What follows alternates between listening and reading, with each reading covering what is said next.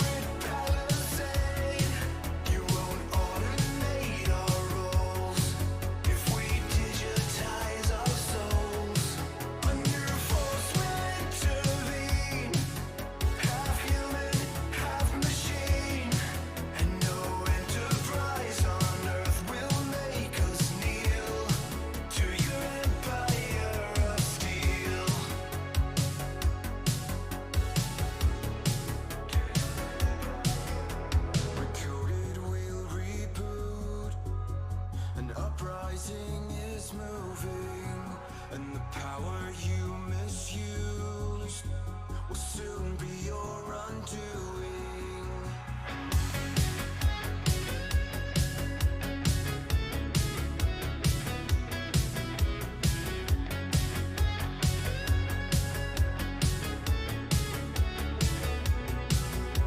They'll give you what you need, though not quite what you were meaning.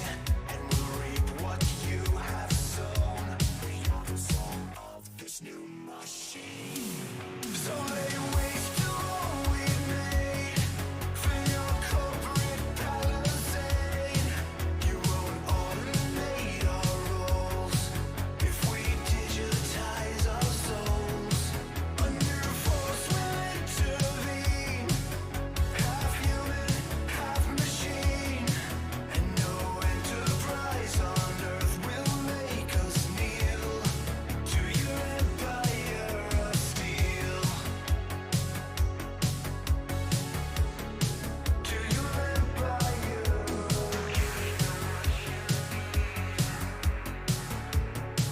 To your empire of steel.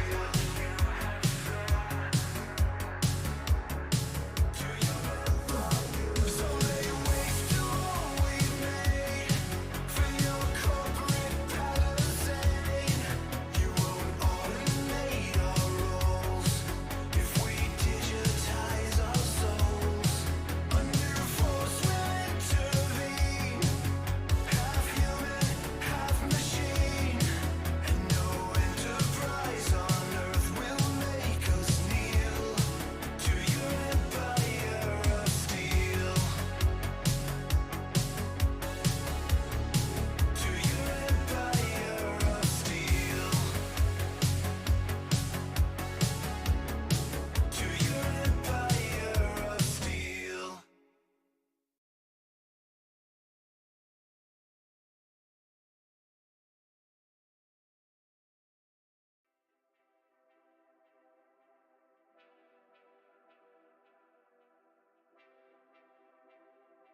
All right, and we're live again. Sorry I'm late. Once again, I was late yesterday. Hopefully this isn't going to be a pattern. Although I was late like 10 minutes yesterday, I'm only late 7 minutes this time. So give it a few days, and I'll be starting like 2 hours early. Hello everybody. Let me just load the chat up. Oh god, I haven't even done that yet. The reason why I'm late, it's like I'm explaining why my homework hasn't been done. The reason why I'm late is because I was we're now live on Rumble as well. We're live on YouTube, Twitch. Couldn't get Instagram working, but I know why. And we're on Rumble, and really exciting. Right now, I'm watching myself on Rumble, and we've got one person watching, but that one person is me. So technically, we've got 0 people watching on Rumble, which is exciting. But hey, you got to start somewhere. What am I doing? What was I doing? I was going to do something. That was it. I was going to bring up the chat. Okay, cool. There we go. Okay, I've got to log in, apparently. Give me a second, guys.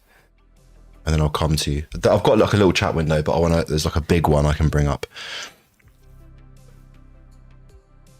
Right, paste that over here. And then I'll come and say hello. I've got to improve my intros. My intros are like usually me like apologizing or complaining about something. So I've got to think of a much more enticing intro.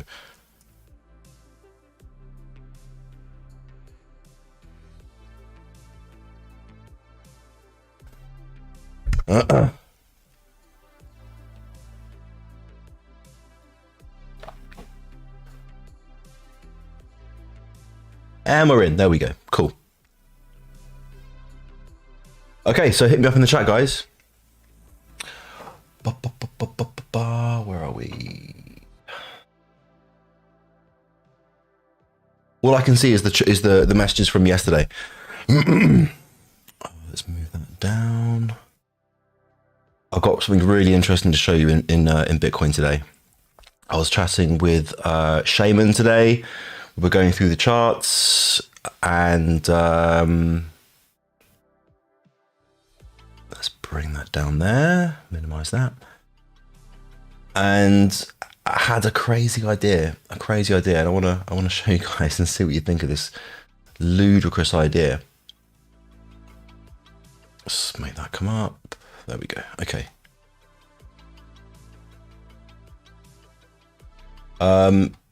Is this chat working, or are you guys just not typing anything? Type in the chat, because I'm not seeing. I'm only seeing the messages from the last from yesterday. But you guys can't let me know if you're like, if I can't see the chat and it's not working. There's no way for you guys letting me know. Huh? How can I refresh this? Settings. I'm sure you guys would have messaged me by now.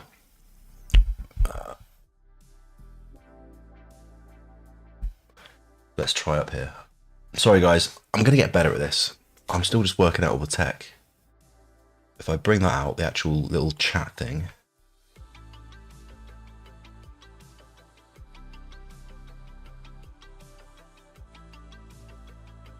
Okay, I can see Chris just wrote YouTube chat working, P Blom. Okay, so I can see that chat. Okay, I'm gonna quit this chat and restart it.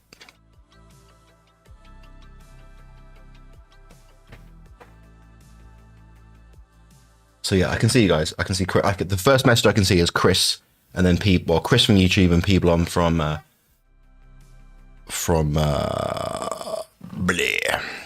Twitch. Okay, that's working now. Okay, so just so you guys know, above Chris, where he says YT chat working, above that I see nothing. So if you guys want to say hi again, then that'd be cool, so I can see you guys. I'm still working out all the kinks, all the technical stuff. I've had to learn so much just getting all this gear working. So, cut some slack. Hello, Shirley. P-Blom. Okay, as you said my username, I might change it. Oh, P-Blom, is that? Am I not pronouncing that right? I'm just reading what I see. P-Blom. Master J, hello, mate. Hello, Chris. Hello, Marcus. Hello, Charlie.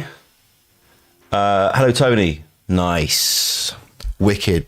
We've got the crew, the posse, the King Silver Lions, the founders. So I am going to try and stop saying as much. It's one of these like vocal tics that I'm not aware I do. And when I watch back, it's just it's something that happens all the time. So it's something that I'm going to make an effort to try and, because it has no purpose in terms of like information. It's one of these and in casual chat it's fine, but when you're kind of presenting, it's a filler word. And it's something that I have noticed that I do a lot, and it's it's like trying to retrain how you speak is very, very difficult, especially if it's something that you tend to do unconsciously. But it's a filler word. It's to fill space. It's to fill silence. And so I'm going to try and stop doing that. Hello, Luke. So the plan for today is to look at Bitcoin, obviously. And was there something else I was going to show you guys? So I've created the Founders Club. So all the founders have been invited, and I invited you guys. I'll bring this mic over here. I invited everyone from their email address, and this was the email address that you gave me when you signed up to the Decentralize whitelist. So I invited everyone to those emails. So if anyone is thinking, "Oh, I haven't got my email," just try and remember which email you signed up to the whitelist with, and that's the email you would have been sent the invitation. And if you can't find that email, if it's not in your spam folder, or for some reason it's not working, then go into the network, send me a DM, and we'll get you inside the thing. Oh, this wire is going the wrong way around. There we go. I'll get you inside the Founders Club. Inside there, that's where we're going to be brainstorming and just kind of continuing the project. The first thing we need to do is we need to think of a new name for these NFTs, because someone came along and created an NFT collection, which is on OpenSea now, called the Decentralize. And not only that, when you go there, in fact, have I even showed you guys? Right, before I show you, I've got to just change a setting here, because I was fiddling around with my little button thing down here. This is my, I don't know if you can see this. This is my button thing with this. So I can change the scenes and things, and it's so cool. So when you hear me do like sound effects and stuff, I'm like pressing buttons.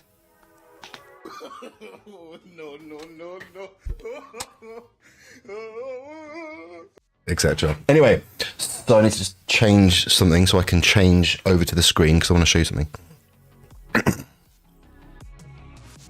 To do that, I need to do this. How was your Monday evening? How has your Tuesday been? Has anybody been trading? Because there's been some spicy price action, very interesting price action. And both me and Shaman, who's going to be coming on to the stream, not today, but soon. We'll see. He's going to be coming on the stream, and we've been chatting about Bitcoin's price action, and it's been very spicy. Display 1, display 2, display 1. Okay.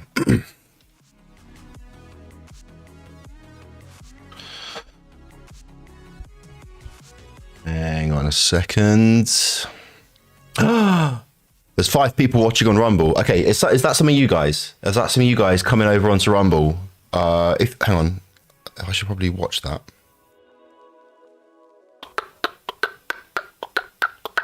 Right. Well, there's no one in the chat in Rumble anyway. If you are from Rumble and you're like watching this stream, then welcome. This is awesome. This is the first time I've ever streamed directly to Rumble.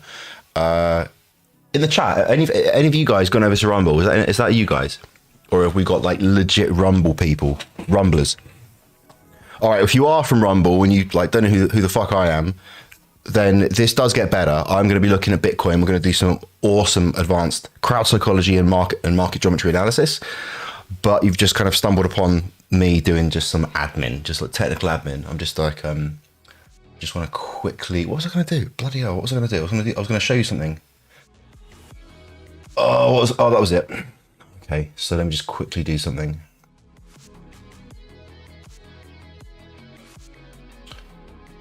Also, I forgot to write a message in the network telling everyone I've gone live. I also forgot to send an email out to the newsletter. It's fine. Okay, so I need to go over to there. Okay, okay, that's me inside Rumble. Rumble Inception. The reason why I'm doing that is because I need to... hang on. Okay. So that's wrong. That's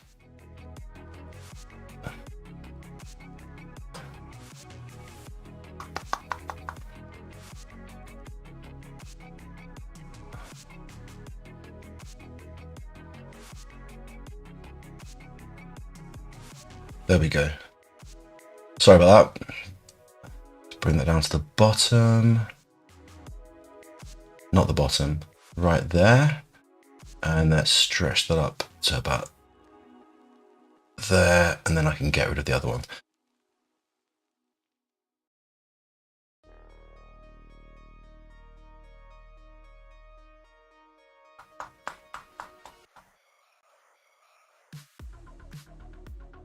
Almost done, guys. Almost done. Almost done. Just, I should have done this before the stream.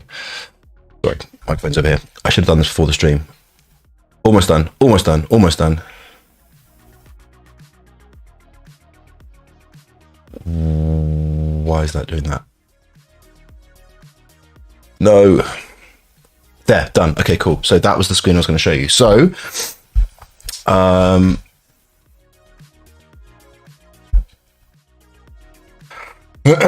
sorry, looking at the chat now quickly.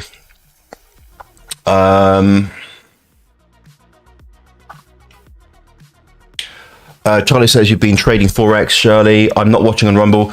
Luke says I tried a short after it broke out of the channel and retested it as resistant. So I opened a short and then it blasted straight back into the channel. So I left it as that.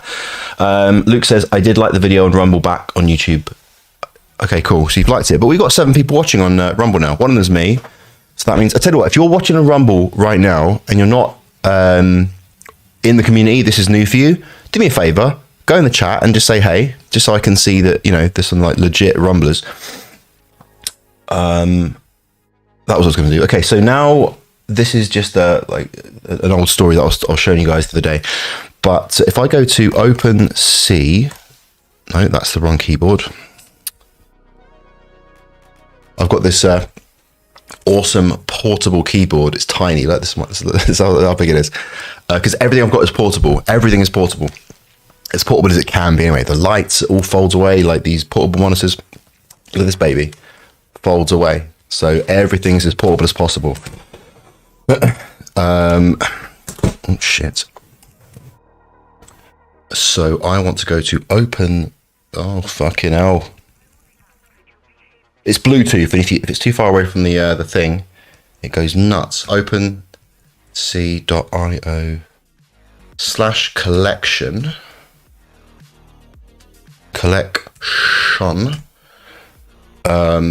Decentralist. No, that's the name of this fucking podcast, this thing. Decentralians.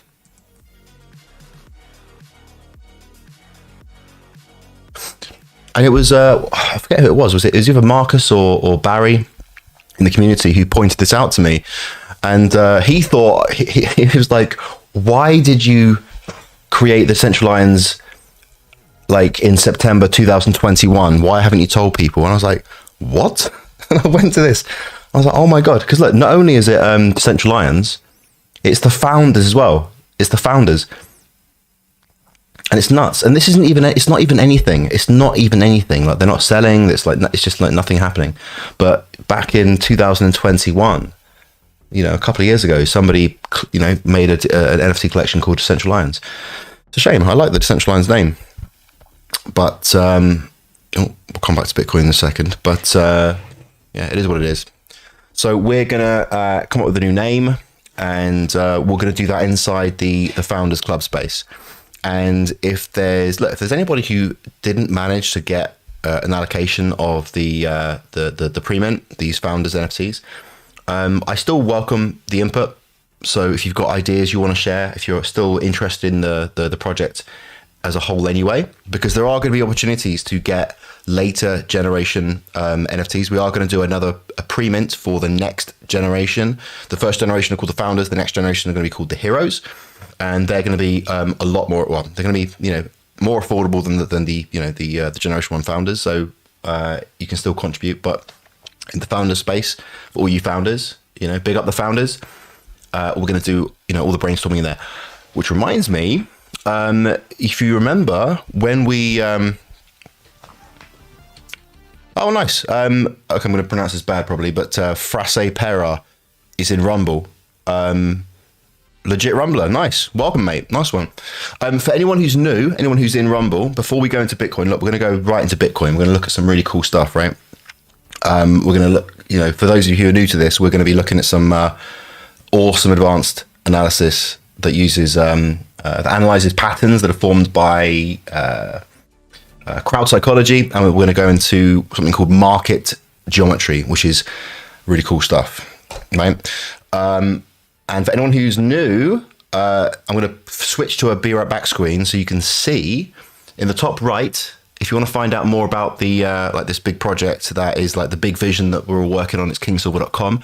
And if you want to join the community, go to kingsilver.net. Although actually, I think that link's broken at the moment because today I'm doing like the DNS settings because the community at the moment is still on lions.kingsilver.com. That's our community. We call it the network.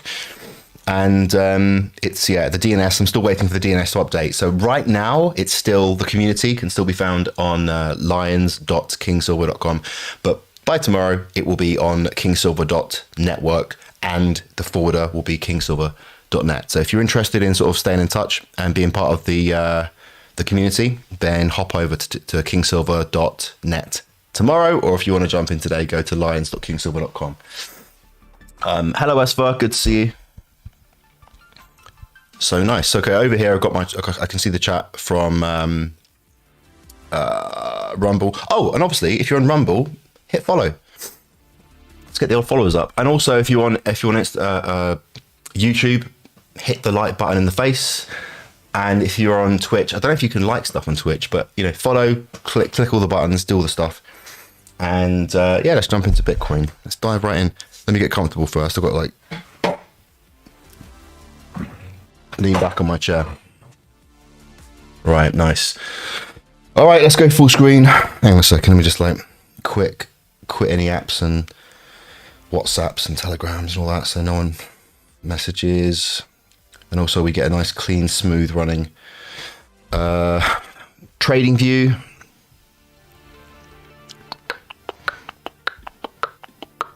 Yeah, I think we're good to go. All right. Sweet.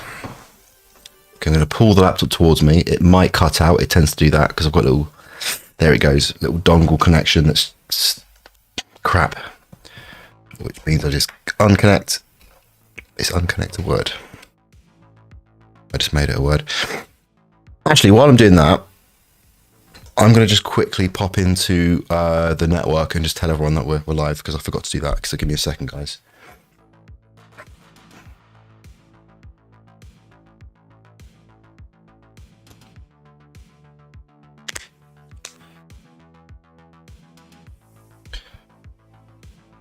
I'm going to show you something in Bitcoin that it might not be the case, but it's something that I have, if it is the case, it's something I've actually, I've known it was possible. And when I was researching this particular kind of, this wave, I was thinking about putting it in the course, the wave counting immersion course, but I thought, God, it's going to take me like a month to find a single example of it. And it's so rare, I've never actually seen it or identified it myself.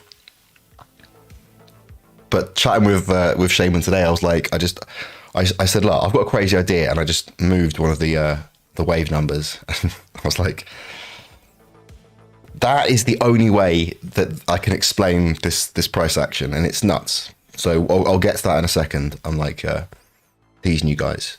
So let me just quickly message the everyone in the network.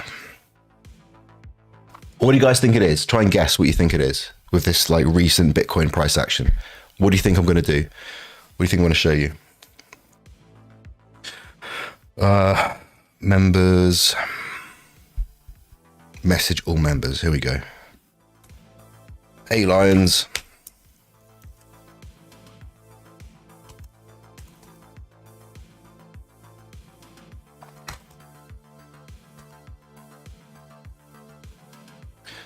It's funny. Some of you are on YouTube. Some of you are on Twitch. Just interested why why Twitch, why YouTube? Do you just sort of prefer the one platform? Maybe some of you don't have Twitch accounts. Maybe some of you prefer the user interface in Twitch.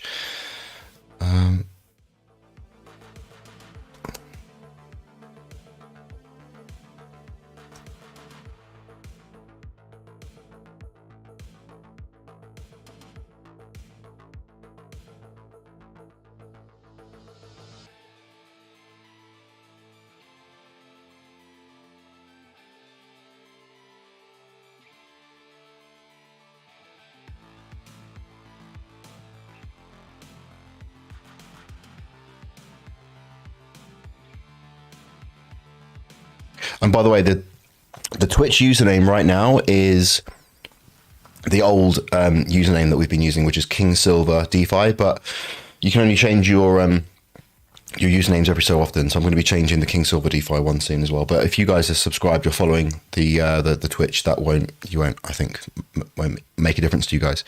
So I think that's it. And send. Boom. Cool. Right, what are you guys saying? Charlie says, hey Andy, I've got a couple of questions for you, but it's a bit of text. May I proceed? How much text are we talking? Have you written a book for me? I mean, feel free, but don't send a book. Master J says, a triple combo? No. Actually, yes. Marcus says, never use Twitch. All right. Master J, why I'm not on YouTube is because I have to have a channel there to comment. Ah, okay. Didn't know that.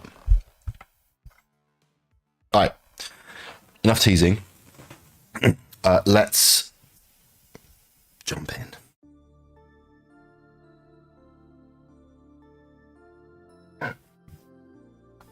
This is that track I was talking about by Essenger called After Dark. And this is the track. This is the band that did the track that is the intro track to the Decentralists. Boom. Okay. Let me know if that chat gets in the way. But I think it's kind of cool having it there. Because I mean, you can see the comments from YouTube and Twitch together, you know? All right, now can you see it? Can you see? Now, look, I'm not saying this is the truth. This is what's happening. But can you see what I'm hypothesizing? And I'll explain myself. I'll rationalize myself in a second.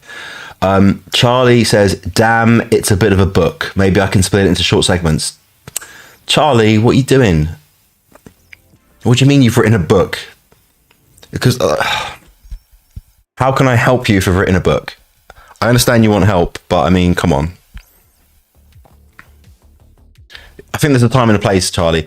Like, if you can post in the community, let's say, you can post in the network, and then you could look, because if you've got an intricate question that has lots of different charts, you know, then you could post it in the network, and then the comment here could be like, hey, can you go and check out my, do you know what I'm trying to say? Can you go check out my post? And then I can be like, all right, Charlie, let me go check it out. Give me a second. And I can scan it. And then be like, oh, that's too crazy to talk about here. There's too much, you know, rather than just like a book in the YouTube comment, in the comments. Do you know what I mean?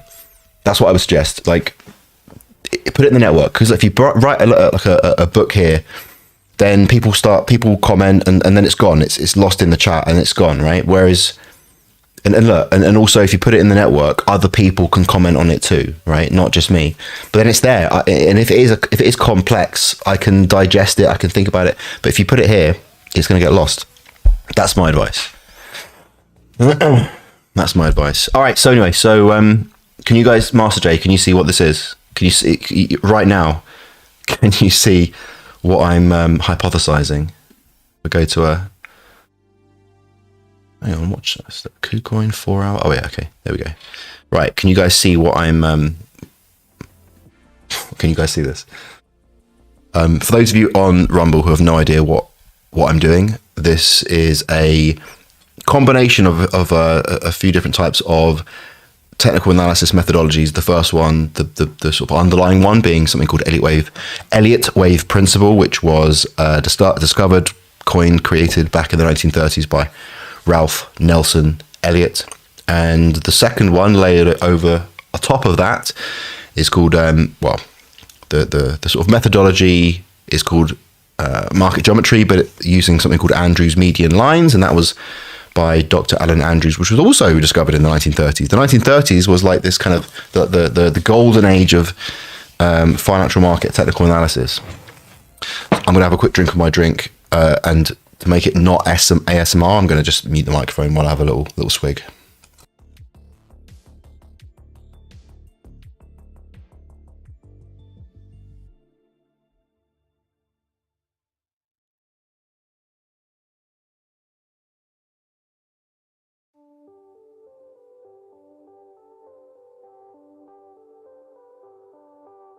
Boom.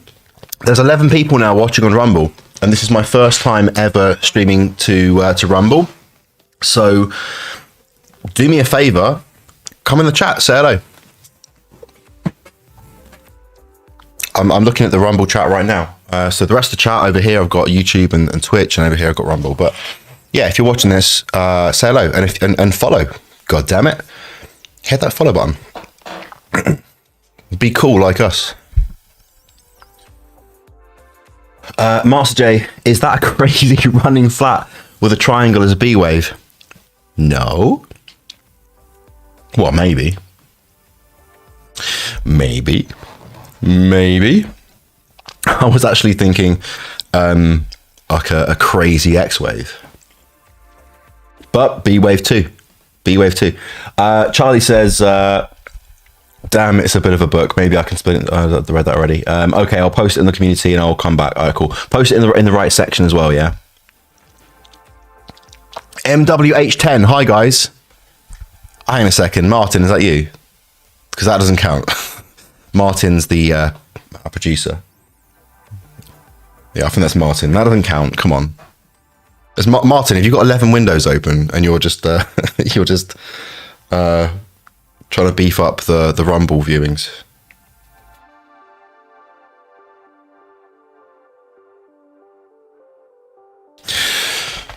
But yes, Master J, that's exactly right. Let's go into the lower time frame now, the 1 hour. So look, let me. By the way, this is a inside pitchfork, meaning like there's no like P1. It's just placed out into the middle of nowhere. Martin says, Mum, Dad, and Nan all got the iPads out. I hope you're joking, because I'm like thinking, there's like 10 people on Rumble watching us. That's pretty cool. Turns out Martin's got his mum and his gran on iPads. Nah, I know that's not the case.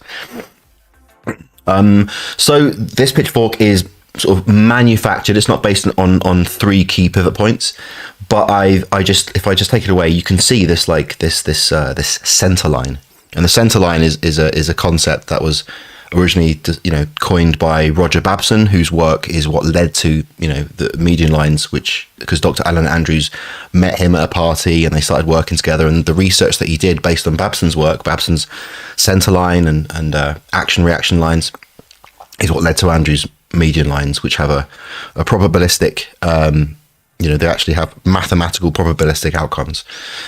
But this is called a reverse pitchfork because there's no P1, P2, P3. These are the pivot points. So, but it has some really nice, beautiful geometry because you've got that beautiful line resistance turning into support beautifully, and then if you put the add the upper and lower parallel lines, you get this really nice geometry, like beautiful, really nice. And that's fine, okay. But as I go down into the lower time frames, sorry, I've just been playing around with pitchforks all over the place. Pitchforks for days. We go down into this time frame, and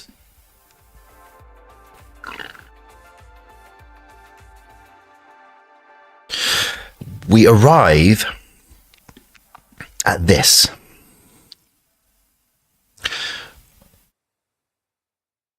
Martin's trying to interact with the rumblers, but they're being awfully quiet. So we arrive here, right? Can you guys see an issue with this? Well, let me back up a second. You can see there's all kinds of, I'm trying to fuck around. I'm trying to just find, like, what do I want to keep that? Let's stick this in a folder. I'll bring this back in a second. Yep.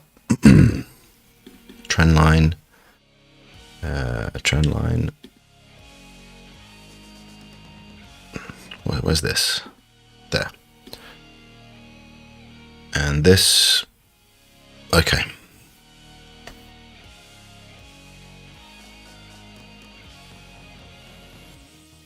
Okay, I'll bring that back in a second. That's moved for some reason. Okay. Yeah, Frasapera is the only rumbler who's talking. Hello, Frasapera. I'm sure I'm pronouncing that wrong. So look, if we, again, back up a second, right? Obviously this was down here, and I was looking at this as the unfolding fifth wave of the fifth wave of, we go back, right back, the fifth wave of the fifth wave of the C of the four, which then anticipate a large, huge, epic crash. And on yesterday's live stream, we, I think it was from Master J, who was talking about an ending diagonal. Now, I know that my ending diagonal that we were sort of looking at yesterday was not the same one that, you know, you were suggesting, but it was one I was kind of playing with because at the time we could see a kind of condensing. It felt like a condensing, but this recent price action, in fact, not just the recent price action, just like also just kind of just noticing this like really nice bullish geometry that price, you know, we're getting higher highs and higher lows, and price isn't breaking down below this. It seems to be respecting it really well. I just thought, you know what? And also backing up, we've got this area up here, right? We've got this, you know, I'm calling it the monthly point of control supply zone, which is from the volume. If we go back to the month of May 2002, right, we can see these bars here. There's like huge volume relative to everything else between here and here, right? And that volume starts right here, right there. And so we come back to the present, you know, we're almost there, right? So I kind of feel that if this wave count is correct, and for those who are new, a wave count is is what you call the analysis that maps the crowd psychology wave patterns. Call it a wave count. And so for this wave count, if this wave count is correct, do you know what? I kind of feel like we'd get like one more push.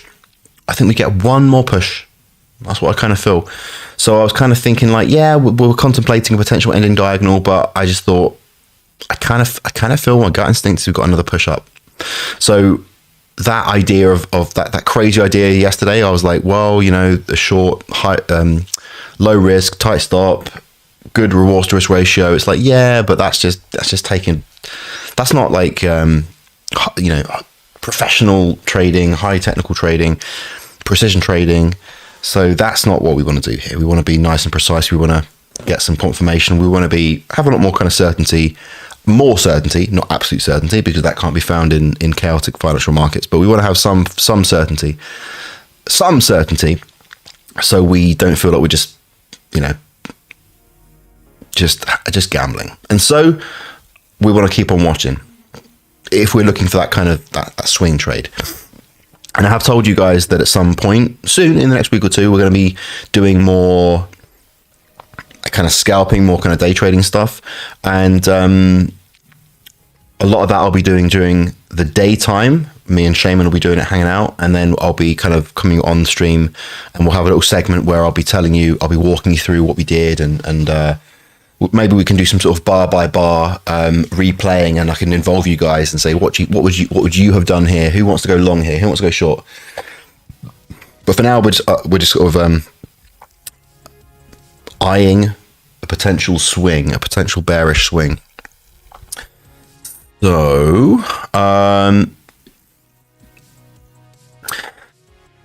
given that we are looking at this as an impulse, right? And I was just trying to find a way to make this an impulse. And no matter what I did, I always ended up down here. And no matter what I did, I just couldn't turn this into an impulse. Hello, Fatima.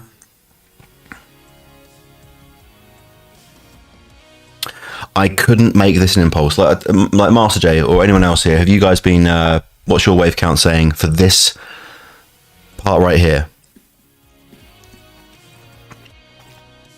I cannot make this anything other than a correction. Right now, one thing I think, I forget who proposed this, like that maybe this is part of the correction. It's all part of the same correction. I was playing around with all these different ideas. And look, that might still be the case. But then the trickster in me thought, I wonder. I wonder, because that would explain why I'm fucking losing my mind with this. Because something that I always say again and again is if you don't know what's going on, you're probably in a correction. Oh, by the way, Rumble guys, and I'm talking to you, Frase Pera, because you're the only one in the chat. When I was setting up the Rumble stream, it asked me whether I want to stream in high fidelity or whatever, and I said no, because I didn't want to break anything. But how's the quality on your end? Is everything... It looks fine on my screen, but let me know how it is on your end. Anyway, so what do you think of that? And so we haven't broken this higher high. We might still yet. We haven't got any lower lows yet, although this was a lower low here, but that's just a correction. We haven't broken this. See this, I've noticed I've labeled higher low. These are like the key market structure areas that for me to consider that the trend has changed. At least, let me actually draw this out. So I've got minuet, and this could be an impulse down in a running flat, or it could be a WXY, and this is a crazy X. And this is one thing I was thinking about. If it is an X, I've read about these crazy X's, but I've never seen one before. I've never identified one of these crazy X's. Do you know what? Actually, I probably have done in a smaller, kind of really tight scale. Master Day says, I thought half of it was part of 4 and the other half was the first wave of 5. Yeah, but which one's the first wave? Like, show me. Like, I was thinking, like, is this just this little bit here the first wave? But then the wave count that I was looking at of this being a 4th wave because of the sideways movement, little first wave, and then all this being a 3rd wave up to here. The other way is this is a first wave, 3rd wave, no, first wave, this is the 3rd wave, 4th wave, or 4th wave, and this is a first wave, 2nd wave, 3rd wave, and then a sort of a 4th wave triangle or something. Yeah, that's also possible. It's also possible. But it's just weird. It's weird. Master says, something in the second part of that mess seemed like a leading diagonal. Yeah, it did, didn't it? But I don't know. I think I've lost, like, it with this dip down, it kind of lost that kind of triangle structure, or, let's turn this off a second, have a look at it naked.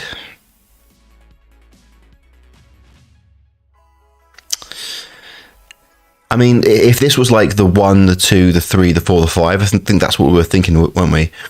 But then we've got this corrective structure down, right? If that was the case, you would expect a big, like if this was an ending diagonal right there, you tend to get a big drop, right? A sharp impulse down afterwards, right? Because the sellers realize the buyers, the bulls have just run out of power. They've got crushed down. What should have been an impulse, they've been crushed down into this sort of corrective ending diagonal structure. And, ending diagonals tend to precipitate a sharp move. And that's not what we've got. We've got this more corrective move. Now, could this be wave 1, 2, and this is the 3, and this is the 4, and this is a 5 now? I mean, let's draw that. Let's give the devil his due, so to speak. Because that would also explain this move, because if I can't work this out, well, ending diagonals, the impulses have a corrective structure. So corrective, happy days. That explains it. And so 1, 2, 3, 4, that means we would have this shape here. Let's make it nice and thick.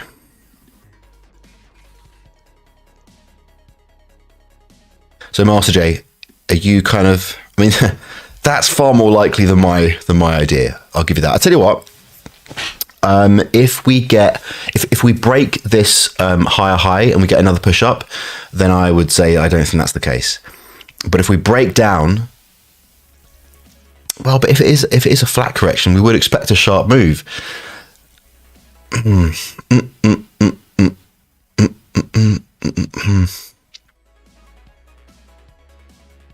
What do you think, Master J? I do like this though. That we were playing around with this yesterday, but yesterday I think we were thinking more like this or something. I forget where we were. Something like this, like 1, 2, 3, 4, 5.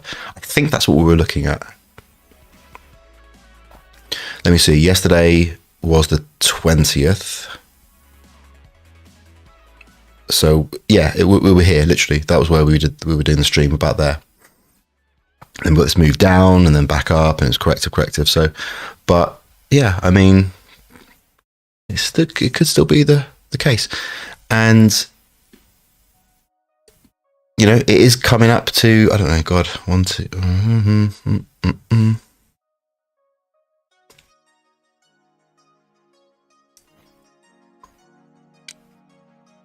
What do you guys think? Need some feedback.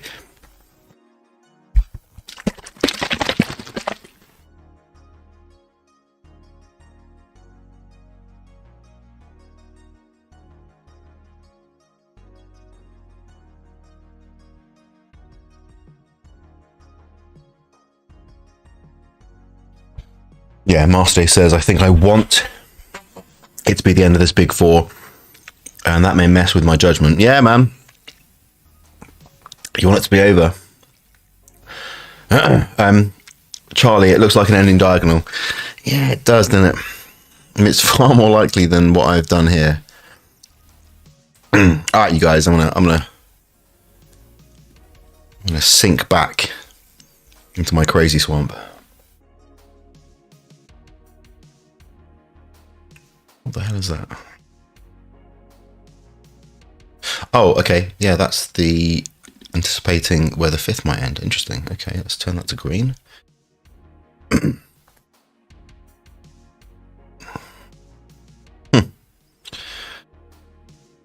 what would the... Okay, the 1's way up there. So this is the Fibonacci, the trend-based Fibonacci extension. So going from the 0 point to the 3 to the 4, anticipating where the 5 might end. But obviously the 618 is gone. So now we're just looking at the 786. Look at that, interesting.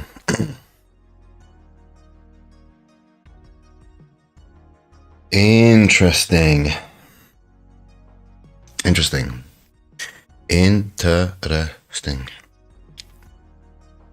But I'm not completely getting rid of my idea. The 4 being up there. We'll see what happens. But Jif Jenner says, what's the flat idea? Well, the flat idea is that this is all part of the 4th correction, and we would have an A, a hyperextended B, and then a C, or a W, an X, and a Y. If I'm right, then we're going to get the pull down, which we would also get if it was an ending diagonal. But the ending diagonal, I think, would form this nice shape, whereas W, X, or a B, or a corrective move in general, I would expect, let me see, and then, and I kind of expect the same move. That's the thing. Either way, we'd be expecting more up, a pull down. But if it was a WXY, I would expect it to pull down in the same kind of sort of size as that. Maybe even respect this market geometry. If it was a C, then it would be impulsive, which is what we'd be expecting after an ending diagonal anyway. But an ending diagonal is, in terms of like probability, an ending diagonal is far more likely than this, you know, hyperextended B wave correction. You know. Hopefully that makes sense, Jif Jenner. Nice. We've got 19 people watching between Twitch and YouTube. We've got apparently 9 people on Rumble, 8 of which are Martin's family, which means we've got like 27 people. Nice. Got to start somewhere. Oh, sorry, I've got to turn this off.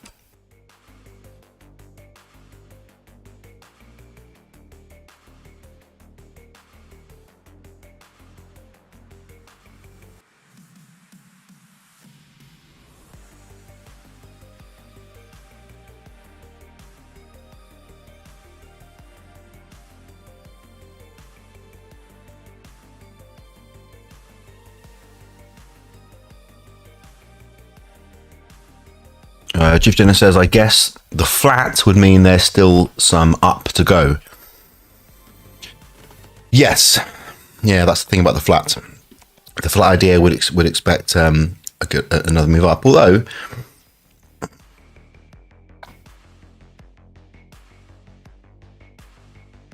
yeah, it would expect it would be.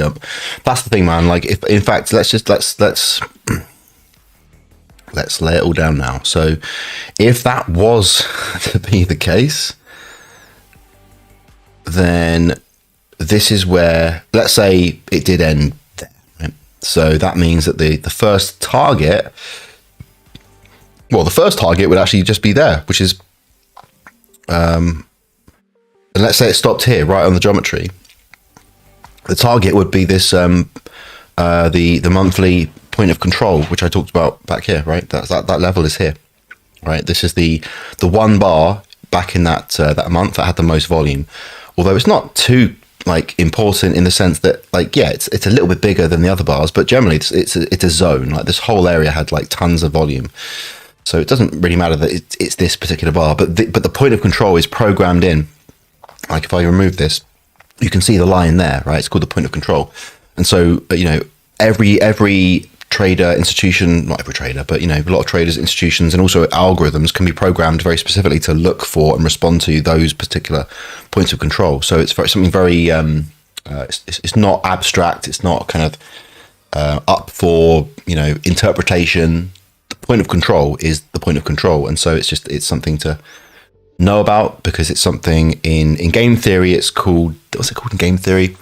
It's called the Schelling point in game theory, where it's a something that has meaning, because, well, not everyone inside the game playing the game recognizes it, and recognizes that everyone else is also going to recognize it, and it's called the Schelling point in game theory. And so that level there, so that would also mean the first target would be that level, and the second target would take us deep into that volume area. But think about this, right? Let's bring that down a little bit, because I'm going to go back to the ending diagonal idea. And so we are going, boom, bring that down there and get rid of the other ones. Okay. One thing to be aware of, in fact, let's do a nice horizontal line. Have I got that here? No. What are we eyeing over here? Look.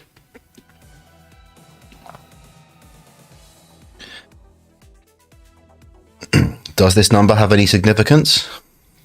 Not really, other than the fact that it's a Schelling point, right? This level is $30,000. It's a Schelling point. It has no meaning other than the fact that every single trader, as prices gets near to $30,000, every trader's like, oh, what's going to happen? It's like, that's a resistance level.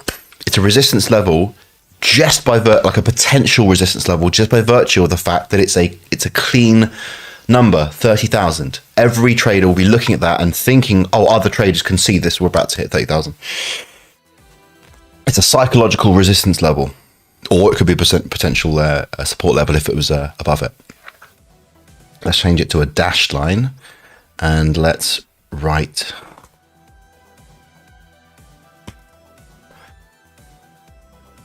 right. No, not that big. Let's make it a bit smaller.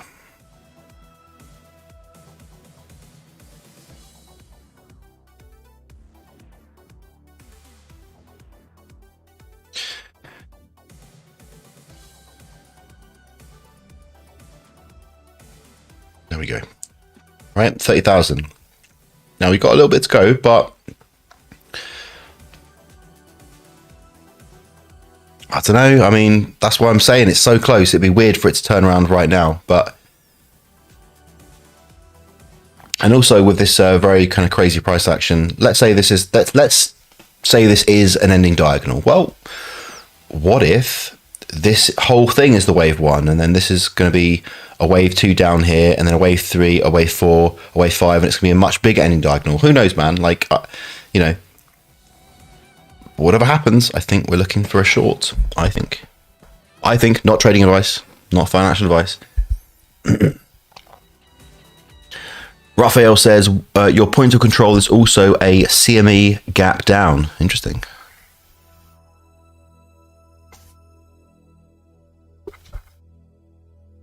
Feel free to show us the chart, Raphael.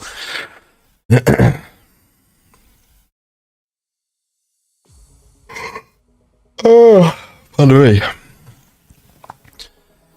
But yeah, it's interesting that inside this volume area, and it's you know, I don't think it's an accident that the $30,000 is like right smack in the middle, well, or near the top of this this volume. In fact, like look, this bar here, this like almost as much volume as this point of control here is where the $30,000 is. It's not an accident.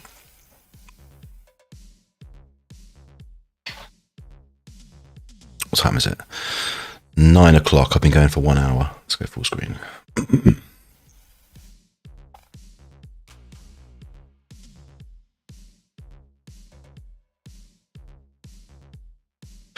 Anyone watching on Rumble? This is the first time I've streamed on Rumble, so welcome. Hit follow in the face and come in the chat. Say hello in the chat. Say like, hey, I'm watching a Rumble. I'm cool.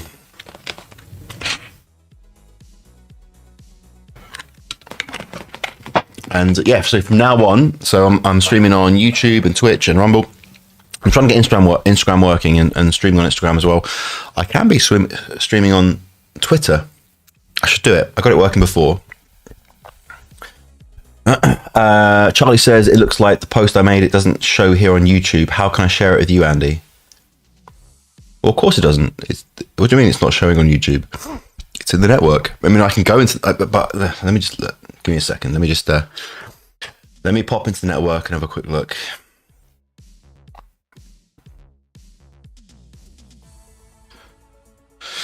Give me a second. Where did you post it, Charlie? Let's have a look. Here we go.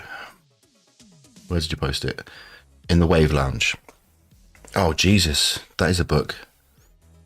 All right.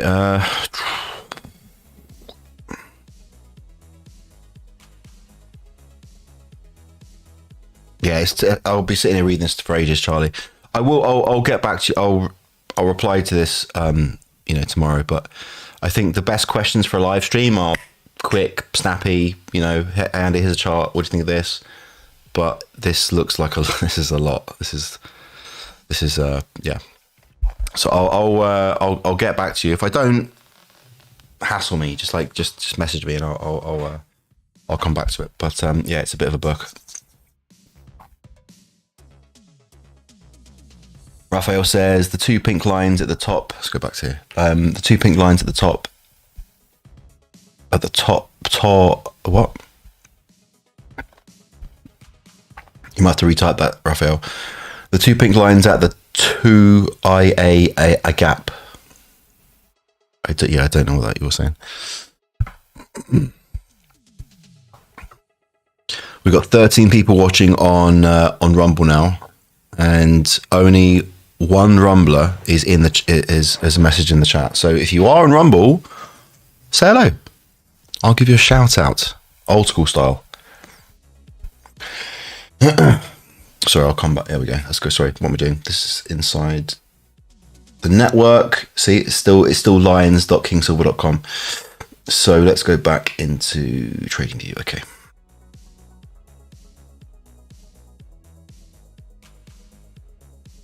Okay. Hey, Gaz. I can't get on YouTube, so this is my first time in Rumble. Hey, Gaz. Good to see you, man. Nice. Hit that follow button in the face. Give it a right slap. And yeah, for those of you who are brand new and shiny, I'm going live Monday to Thursday from 7 p.m. UK time. Monday to Thursday. All right, so where was I? Yeah, you can see I was trying to find these right wave counts. You can see I was trying to start the wave one from here and thinking, okay, this thing here could all be the correction, and man, I was just driving myself insane. But if this is an ending diagonal like this, well, then the impulses in an ending diagonal are corrective. Gas says I'm already following. Nice. Yeah, nice. Wicked. And if you want to follow the community, and because I'm posting Bitcoin analyses, not as often as I should be, and not as often as I will be soon, but I post them inside the network. That's what we call our community, and also other members of the community. We discuss chart analyses. And and there's a particular kind of analysis that we do, kind of a layering of different methodologies. The first one is Elliott wave principle. The second one is Andrew's median lines, that are both from very different schools of thought, but we layer them in together and they work really well together. Gaz says, is anyone watching on YouTube? Yeah. Over here, I've got my chat on YouTube. We've got how many people are watching on YouTube? Let's have a look. I can tell you exactly. Where's my mouse? There it is. Okay. So right now on YouTube, we have 13. Whoa. I know, right? We're blowing up. We're going viral. We've got 13 watching on YouTube. We've got 6 on Twitch. So we've got more people watching on Rumble now than we've got on YouTube. You guys on YouTube, you've got to catch up. Gaz says, as it says, the page isn't available. Sorry about that. Try searching for something else. What are you searching for? Oh, on the network. Is that what you're trying to search for? Like the community? What isn't available? Where isn't available? What's going on?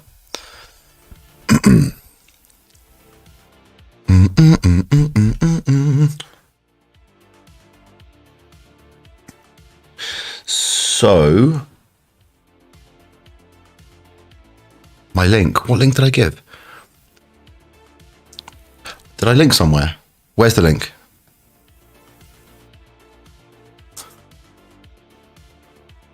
Your page on YouTube. Did I give a wrong link? Yeah, it's the username is youtube.com/@YouTube. In fact, let me go over here to my screen. Boom. No, wrong one. This one. I had it working a second ago. Sorry, guys. Jesus.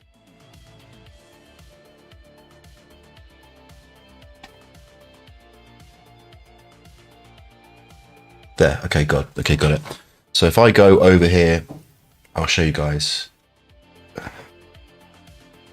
No, wrong keyboard.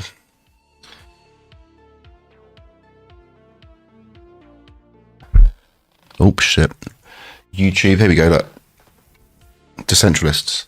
So it's YouTube @Decentralists, and this is us right now live.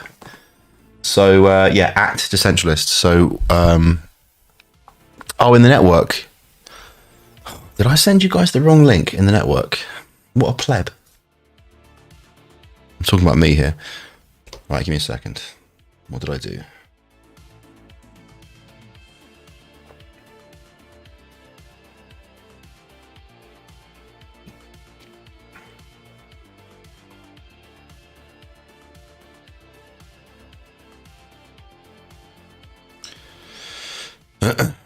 No, hang on a second. Did I?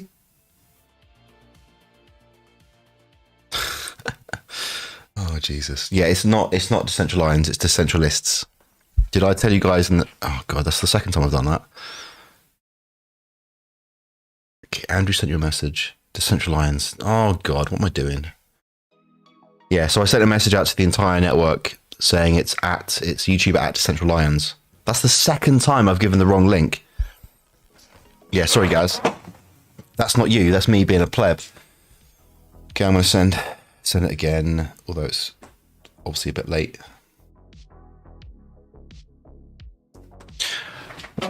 Thank you for pointing it out, Gaz.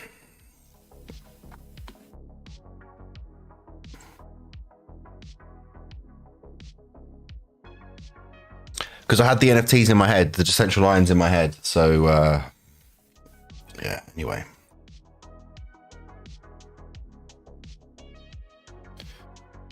Whoops.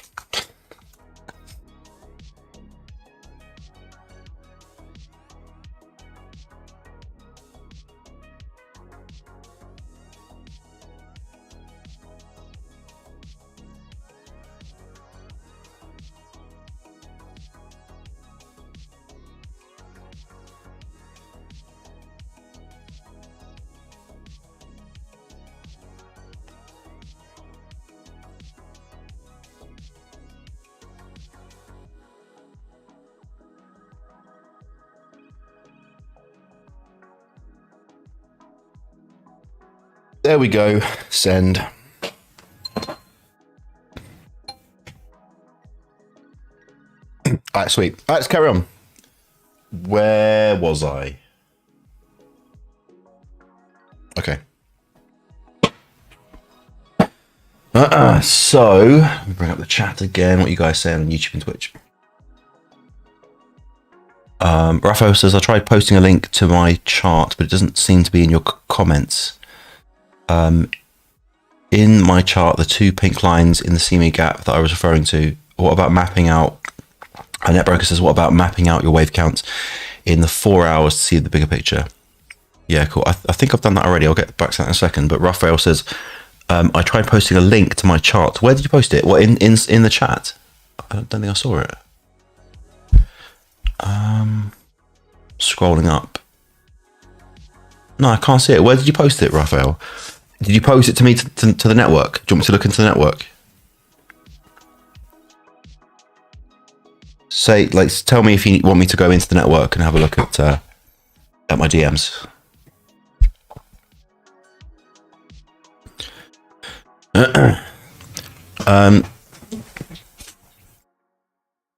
Right, so Master J says YouTube might be blocking comments that include links. Yeah. Oh, that's interesting. Okay. That might be a setting. Maybe I have control over that. Maybe I go into settings and I can choose. But I suppose it would make sense, wouldn't it? Because people who spam in the comments, that was what they would do. They would like go and check out this like fucking link or whatever. So Raphael says, yeah, I've posted it 3 times. Lol, no, on this chat. Yeah, it might. Yeah, so Master J's got it. It must be some anti-spam filter on YouTube. So yeah, so Raphael, send the link to me. Send me a DM in the network. Yeah, so that's cool that we found that out, because some people might have been posting links to their charts and I didn't see it. It doesn't show up. Makes sense though, doesn't it? 'Cause you know what I mean? If you've got like a big stream with like thousands of people, and it makes sense because the temptation for like spammers and stuff to just like shill projects or send affiliate links or like, you know, whatever. It makes sense. I get it. I'm not mad at YouTube. 22 people watching on Rumble now. We're smashing YouTube. YouTube sucks. YouTube can suck my... Okay, so let's carry on with the analysis. So if we're looking for a short, right? Well, first, NetBroker wanted me to take a little look at the 4 hour, because my 4 hour is on KuCoin, my 1 hour is on KuCoin, so they're both KuCoin. So the analysis is it mirrors, it comes over. So full screen. So this is it on the 4 hour. And what do you guys use? Do you use bars, colored candles? You know, I don't think anyone uses lines.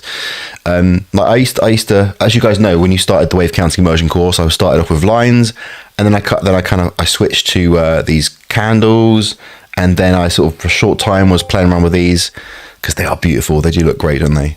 They do look really cool. And then I kind of went back to these, and I've kind of come back to bars now. And I think what it is when I'm looking at wave counts, I tend to do this. And sometimes if I'm really zoomed in, I'll go to these, but because it just looks cool, it looks beautiful. I tell you what it is. If I've got like a clean chart with no market geometry anywhere, I might play around like this. But once you start adding, you know, the geometry over the top, you've got to keep it clean, so you can't have the colors. But if I'm just focusing on the market geometry, I'll tend to go like this, because I'm looking, I'm looking for the highs and the lows to catch those. to respond to the market geometry. If anyone is wondering why I keep kind of switching back and forth. So, okay, Raphael says send. Okay, cool. Right, well, let's just pop into the network now and just see what Raphael's sending me.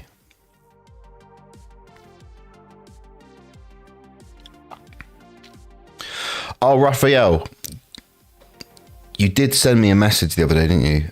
I see. You sent me a message today.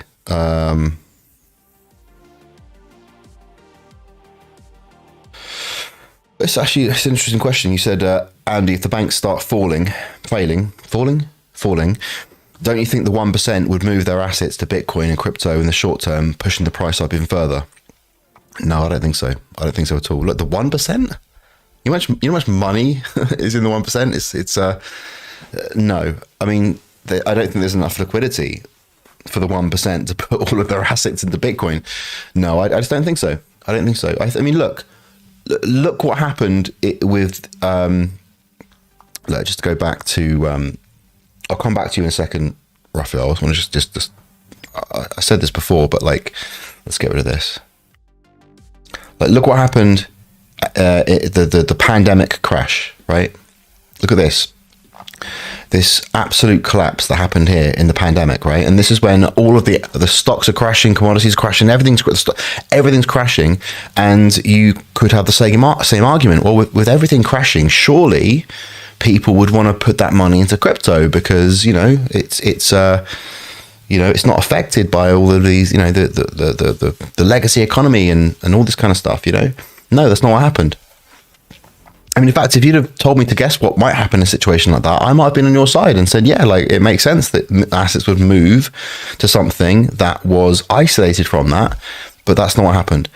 Because when fear comes in, people want cash. They want liquidity. They want to get out of exposure to risk. And that's not what we saw when everything crashed. When the world was crashing, so was crypto. And so that's why I think if there is a huge financial crash, I mean, like a really scary one where people are panicking, I don't know. I'm not Jesus. Although there is a painting of Jesus up there, you actually can't see it, which is just in this studio that I'm renting.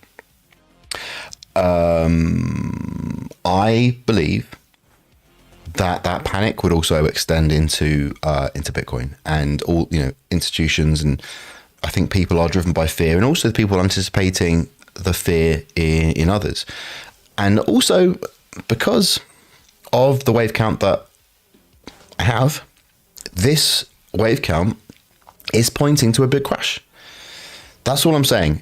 It's not even really about what I believe. It's just like this. I'm just letting the price speak to me. And again, I could be wrong, obviously.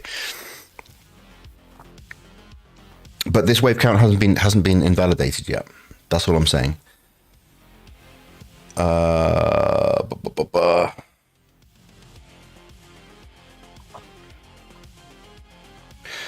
Chris says, do you use Heikin Ashi candles? Nope, never used them. Where are they? Yeah, I've never used them. I don't even know how they work. Like, is the open, close, and high just done differently? Because I don't understand how they work. Are they meant to kind of show you trends? Is that what they're supposed to show you? Like the red is a change of trend or something. Maybe someone can educate me, but yeah, I've never used them. But the reason, I've never used them because none of my mentors have ever used them. So we tend to pick up on the tools and the ways of doing things that our teachers and mentors do. And it's only later, once we kind of get confident enough to start experimenting and coming up with our own stuff. But no one I've ever learned from uses those, so that's why I haven't. Raphael says that would make it unattainable for us plebs. What would be unattainable? What do you mean? What would be unattainable? I'll go click on that link you sent me, Raphael. There we go.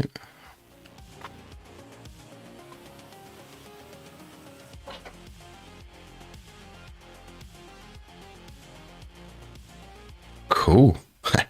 Your chart looks cool. I'm gonna here we go. Look. So this is what I'm looking at. Bosh. So this is Raphael's chart. You've got your divergence there. Got lots of moving averages. Except rather, because I've got an A and a B and this being a C, and you've got a 1, 2, 3. How does that work? Because what's the macro wave count? So for this to be a 1, 2, 3, 4, 5, how does that work? Because if this is the third wave, the fourth wave, and the fifth wave, which completes the Bitcoin cycle, that's the wave count that I've got. It completes the first cycle degree Bitcoin cycle, right? In the cycle degree. Then the wave count that I've got is that this is the second wave correction of the cycle degree, and a second wave correction is a correction. It has either an ABC or a WXY. But you've got a 1, 2, 3, 4, 5. So you've got this as an impulse. You've got this as an impulse. So for this to be an impulse, oh, what is this? This is Bitcoin. For this to be an impulse, is this an A and then a B? But then there's nowhere else for the C to go. So I don't know what you've done here. Unless you've got here that the 5 ends here, the cycle ends here, and you've got this as an expanding flat, as an A, a B, and then this is the C, a 1, 2, 3, 4, 5. Is that what you've got, Raphael? Is this that was actually, if you remember back when I was, when Bitcoin was still kind of up here, that was actually one of my hypotheses, that this was the fifth wave here, and we had a correction. So this like A, B, and this was the C. So if that's what you've got here, Raphael, I'm not discounting it. I haven't really, after all this time, I haven't gone back to it. So it would make it quite a shallow wave 2 though. That's the only thing. And wave 2 tends to be a deeper wave 2. It'd be like a really huge wave 1, a very shallow wave 2. So I'm leaning on mine that it's an A, B, and this is the whole C that's panning up. Although again, I'm not knocking this. But your wave 1 is an A, B, C. So now I'm really confused, because a wave 1 is an impulse. The only way that the wave 1 would not be an impulse is if the wave 1 is an ending diagonal. So is this, but it's not, I can't see an ending diagonal here. Raphael, help me out. What am I looking at?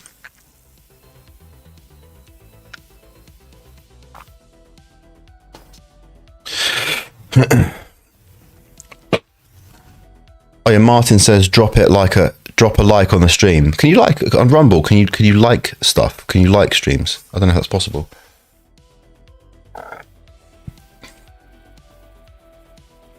Oh yeah, I can. Like. Okay, I just hit like. Hey, we got 3 likes. Yeah, hit like. And also, if you're on YouTube, we want to get in the good books of the algorithm. Raphael, help me out. I've actually got your question, haven't I? What was your question?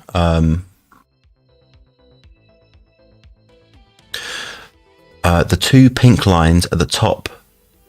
2 pink lines here. Next CME gap.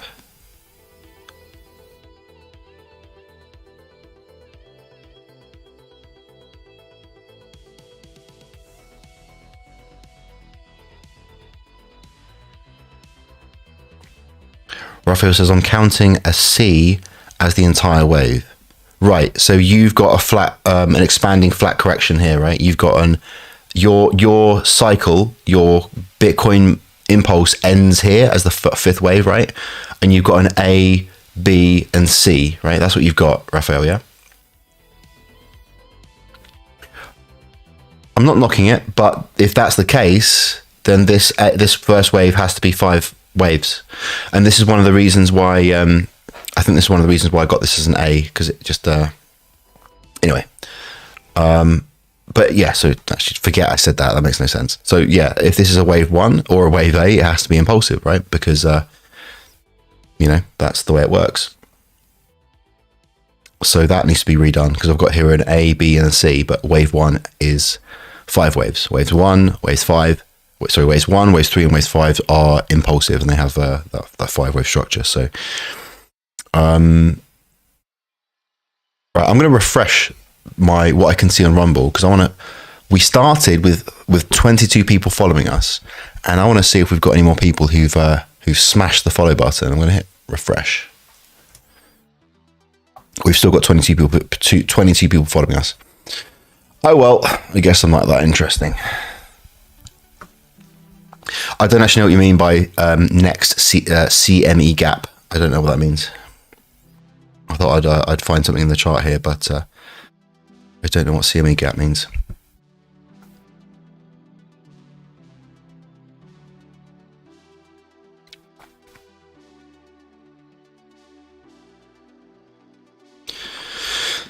But you've got the same expanding flat idea down here. So you've still got a wave 3 and a wave 4. So we've still got the same thing, except I've got a wave A and a B, and then a 1, 2, 3, 4, 5 of the C, which starts here. But you've got your entire thing as a C. And the only way that's possible, obviously, is if you've got the A and the B. So expanding flat correction.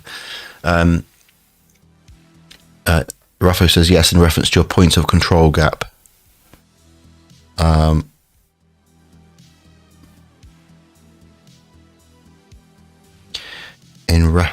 No, I understand it's in reference to that, but I don't know what a CME gap is. What does CME stand for?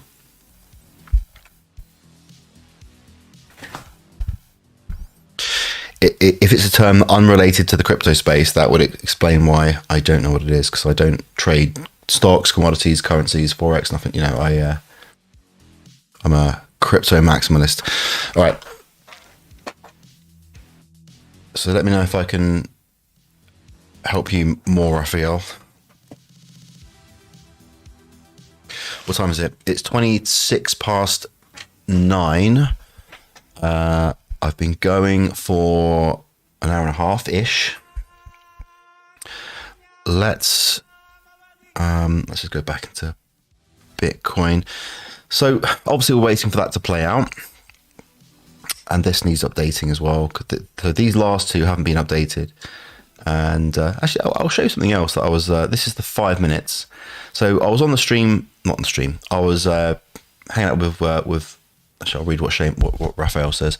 The Bitcoin CME gap, also called the CME gap for short, is the difference between the trading price of Bitcoin futures contracts when the market opens on Sunday. When it closes on Friday. Okay. Contracts that haven't been filled. Yeah, I've never looked at that before. That's interesting.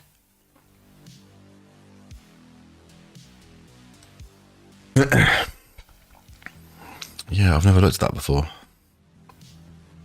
So what's the strategy for that, Raphael?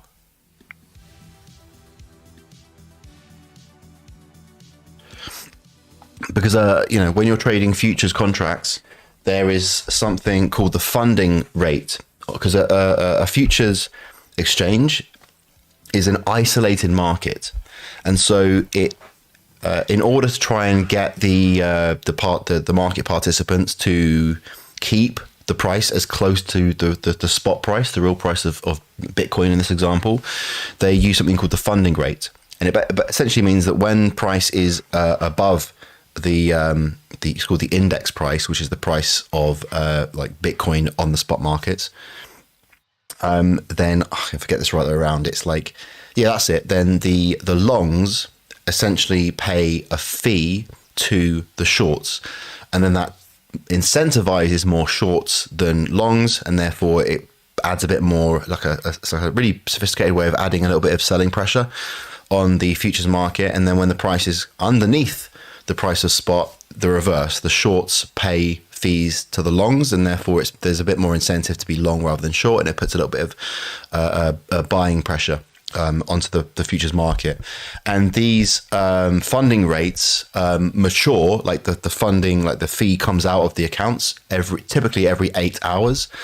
So is what you're talking about where like as the 8th hour approaches, like there a gap between the price of spot and the price of futures? Is that what you're saying? And I'm talking about on perpetual futures markets.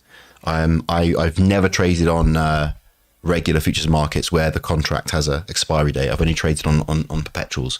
In fact, perpetual futures was created in crypto. As far as I'm aware, crypto was the first one to do them, which is incredible. It's amazing.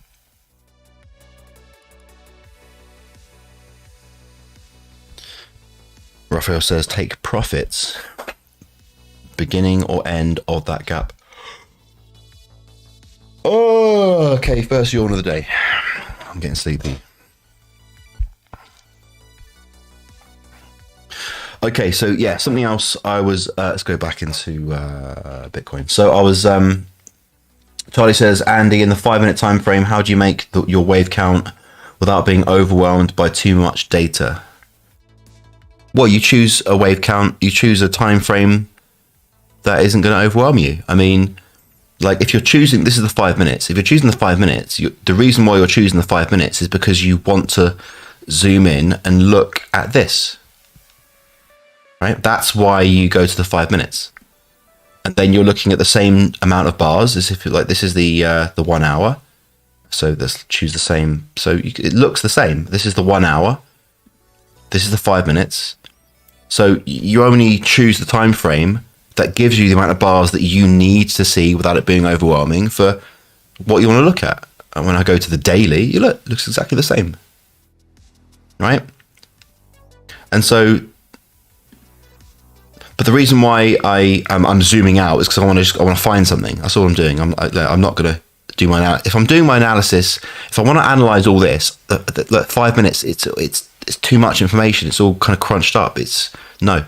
If I want to analyze this whole move, like the next one I've got here is the 20 minutes. And I think that's about there, I think. What's that? There you go. That's a lot better. And even 20 minutes, I might even go to the 30 minutes. You know what I mean? It's still a bit crunched up together. Next one is the hour. Maybe I want a bit more data than that, right? So I think like the 30-minute might be ideal. Hopefully that helps, Charlie. You just don't choose a time frame that has too much info. But I want to I want to go back and show you something. That's why I've done that.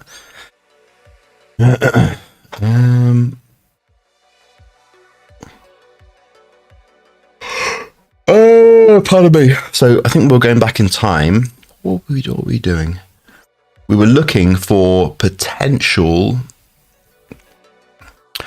Oh, that was it. I think I hit it, didn't I? Yeah. Okay. So that was it. So we were looking for potential trades. Like, how could you have traded this in these lower time frames? Anastasia says XRP pumping. Happy New Year, guys. It's a bit late. It's a bit late for Happy New Year. All right, let's go look at XRP then. I'll come back to this in a second. XRP.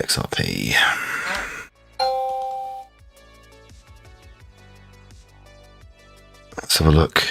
I know someone who has a lot of XRP. Oh yeah, look at that. What is there any news that's come out from that? That's wow, look at that, 30%. I know someone who's going to be very happy with that. And this is the date. Yeah, fuck, that's a daily. I just realised. Has XRP won the court case or something? What's that pinging? It's someone messaging me. Anastasia, so are you like? Are you?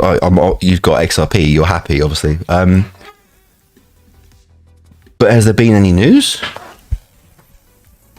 Okay, you know I'm not a fundamentals guy, but with XRP, that they've been going through this bloody court case for God knows how long. So XRP, oops, wrong keyboard. Sorry. Anyone? Anastasia says ISO 2022 is live from yesterday. I don't know what that is. That's an XRP thing, right? Again, I got a mate who's like well into it. He's deep in XRP. I'll ask him after the stream. I'll message him and I'll say, mate, what's going on? Yeah, okay, XRP news. I don't know what I'd even search for.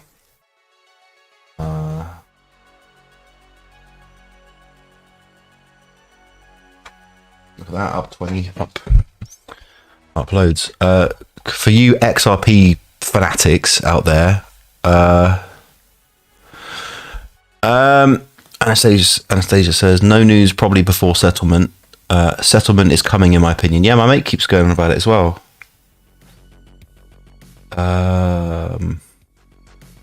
4 hours ago, a New York court is about to rule on the future of crypto.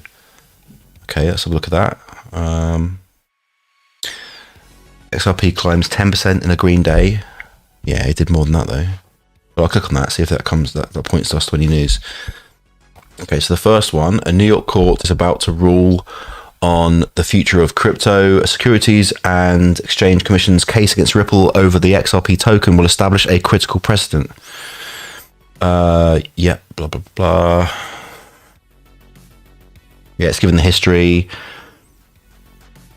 After more than 2 years of protracted legal conflict, all of the evidence has been heard, and there remains nothing left but for Judge Annalisa Torres of the Southern District of New York to issue a verdict. Those with a stake in the outcome, which will reverberate throughout the crypto sector, have been attempting to divine when a judgment might land, based on the judge's past ruling patterns. Some believe a resolution is only days away. In bringing the charges, the SEC has staked a claim to jurisdiction over cryptocurrency. At the center of the suit is the question over whether XRP, the crypto token on which Ripple's services are based, should be classified as a security, a tradable financial instrument like a bond or derivative, or something else entirely. Ooh, spicy. If the court rules that XRP is a security, it would follow that almost all other crypto tokens are too, making them subject to the SEC's supervision. Not only would this impose burdensome registration and reporting requirements on crypto firms, but it also may have legal consequences for entities that have issued tokens or helped people to trade them without SEC approval. Even large US-based exchanges may suddenly find themselves in the crosshairs. Yeah, it's a big case.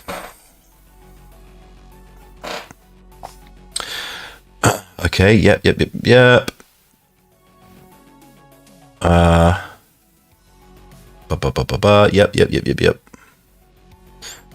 Come on.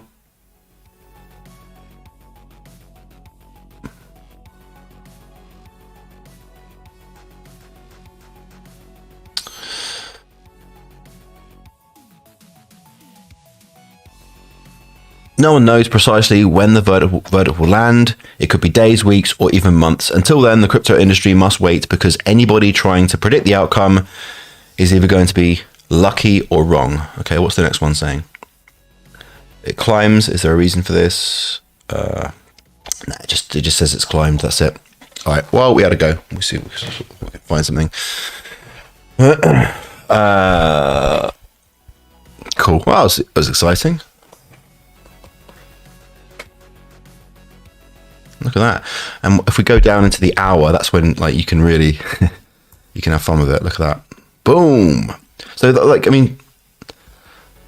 these moves, right? Because I talk about how I'm a pure technical guy. Well, I mean, look, we always look at Bitcoin. Let's look at XRP for a second. Unless anyone has any complaints, they don't want me to look at XRP. Rumblers, you've been awfully quiet. Any XRP lovers out there? I haven't got a wave count on XRP. I showed you my, the macro. I've only been looking at Bitcoin, and it's only because I haven't got the time to look at everything else right now. But there's my Bitcoin wave count. It looks obviously crazy there because I'm not zoomed in. And going back to what I was saying to Raphael, I've got my 3, 4, 5, and then this completes the higher degree cycle degree there, and this is the 2 that we're waiting to complete, and that's why I've got an A, B, C. Anyway, so but XRP, I haven't got a wave count on it, right? Look at it go, man. So, but we could do a little quickie, right? Let's just get rid of this volume. Look at that volume. Wow. Oh my God. Okay. Well, this is on Binance. So again, we run out of again, it got listed on Binance back here, but XRP is a lot older than Binance. So we would get rid of the T and go to Bitstamp. That's where my Bitcoin. This is on Bitstamp, one of the OG exchanges. Gaz says Rumble is a few seconds behind YouTube, so I'm back watching it there. Okay, cool, man. All good. All good, man. Well, we've got 18 people watching between YouTube and Twitch, and we've got 20, well, excluding me, we've got 20 people on Rumble. So yeah, we've got like a good show up today. Nice. Okay. Get rid of the volume. Sort that out. Okay, I'm chilling out now.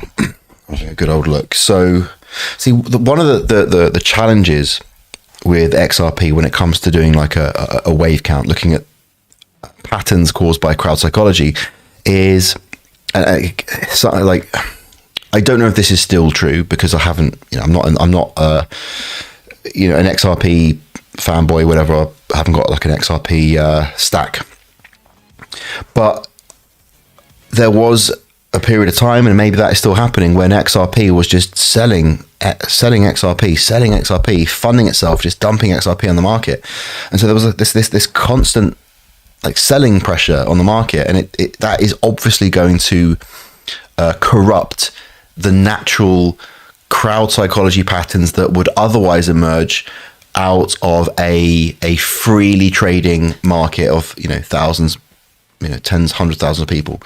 And so that would then make me, less trustworthy of any kind of any wave analysis. Now, obviously, we go back to 2018. That's like the huge spike. I think we can all agree that that's the end of the cycle, right? So we had the first wave back there, the second wave, the third wave. So I can just do this really quickly, right? We can have approximately, first wave there, massive, epic, like 1, 2, 3 year wave 2. Probably right. Epic, drawn out, correct, complex wave 2. Then we had our wave. Well, I mean, look, you could argue that's wave 3, and with XRP. But then you had insanely deep wave 4, which no. So that's your wave 3. That's your wave 4, probably there, or maybe it could be like a triangle. So let's just say that's wave 4 there, and then boom, there's your wave 5, right? Complete insane extended wave 5. Anastasia says XRP is a 2-year triangle.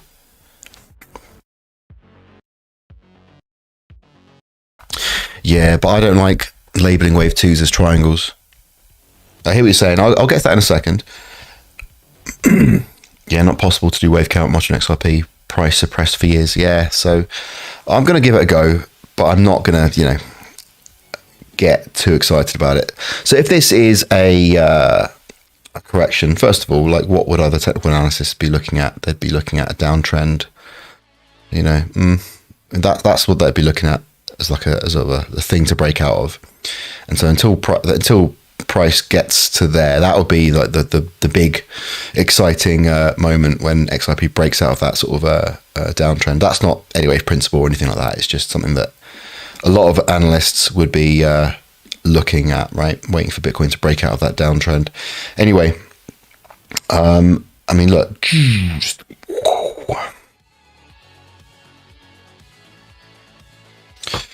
I mean, you could say it's a W and an X and a Y, right? I don't know, W, X, oops, and a Y-ish. I don't know.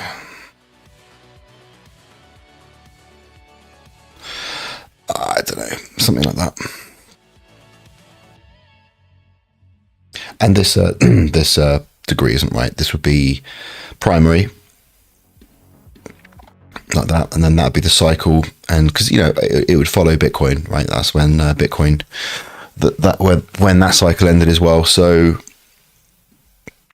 yeah, I mean, God, like, it's weird because I'm expecting one more crash in Bitcoin. How would that affect XRP? How would that affect XRP if the court case goes well? Oh my God, it's like, this is where fundamentals can have an impact.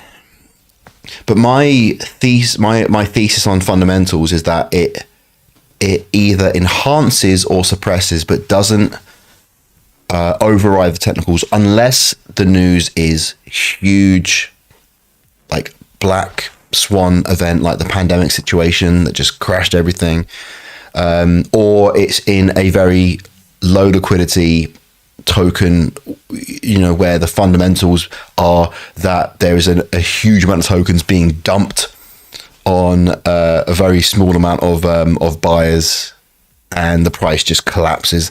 That's not a wave principle. There's no crowd psychology patterns. There's no market geometry. It's just pure fundamentals. Token dump. No one's there to buy it. Boom. Price goes to zero. Right. So that's not technical. There's nothing you can do with technical analysis there. It's just like, duh. And yeah, so XRP is a tricky one to do the kind of analysis that I would do. But let's see if there's any market geometry. I mean, I can't see what we could do here. Is that a bottom? That's a bottom. I mean, that's interesting. Look at that.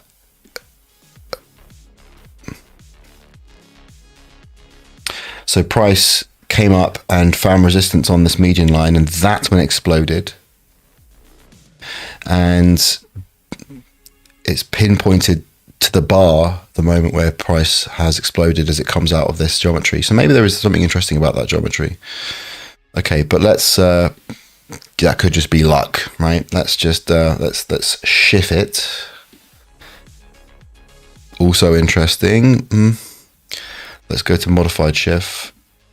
I think that's better. Okay, because this is a WXY, and as you guys know, who that should be intermediate. Those of you who are on the wave counting motion course, you know that WXYs tend to, and a modified shift is just a channel. So I can even get rid of that now. And so price broke down past the median line, and it came back down and sort of rode the median line down. And so is there anything we can do with that? I mean, we could look, maybe would a halfway points help at all? Oops, no, sorry. Not really. Although I think there is some interesting potential sliding parallels. Let's just get the angle correct. You can see, look at that, see? I'm showing you these 2 points here. That could be an interesting sliding parallel. So potential resistance area. Apart from that, it's kind of, what else are we going to do? We could keep on playing. Let's have a look. Grab a shift from there. There's a low point. Which one's lower? I think that one's lower, yeah. There we go. So the shift is interesting as well. And that gives us the geometry all the way down. Bam, bam, bam, bam, bam. And then it starts to drift away. And then it breaks up, and you can see it finds support on this geometry. Guys, market geometry is fucking nuts. Like, if you haven't seen this before, it is insane. It looks like magic. Let's just check out the modified. Yeah, that's not giving us anything. So the shift's interesting. Interesting to see these parallels. Yes.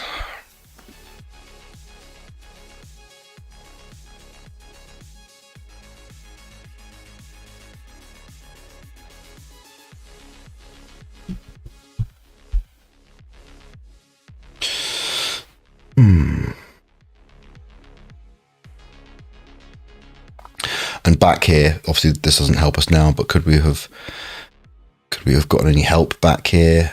Yeah, look at that.